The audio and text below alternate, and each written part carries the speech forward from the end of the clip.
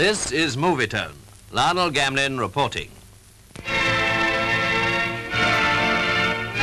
At the time this reel was being made, news of the coal crisis was slightly better, even if the weather wasn't. Miners had worked extremely hard, including Sunday, many of them, to build up stocks, and at last coal was being distributed again, and ships were coming into London with urgently needed supplies of fuel. The Mitcham, biggest collier to come up the Thames, brought 2,600 tons of coal, and lighters full of coal were a very welcome sight indeed.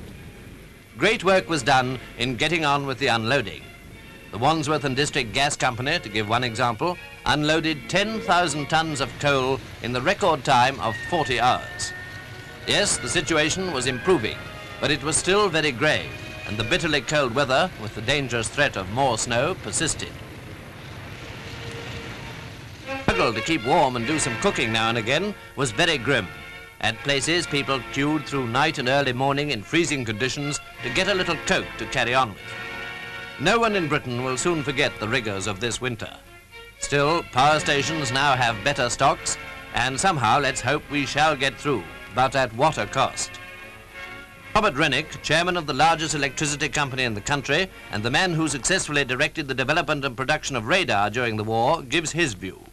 This is the most serious blow that's ever befallen British industry in its long history. And incidentally, it falls at a time when the nation can least afford it. It must not happen again. The cry must be more coal, and again more coal, to meet the ever-increasing demands that alone indicate prosperity and progress. It is the government's task to see that enough coal is produced and fairly divided. I beg the government to concentrate on this task and this task alone, for the nation's plight is perilous.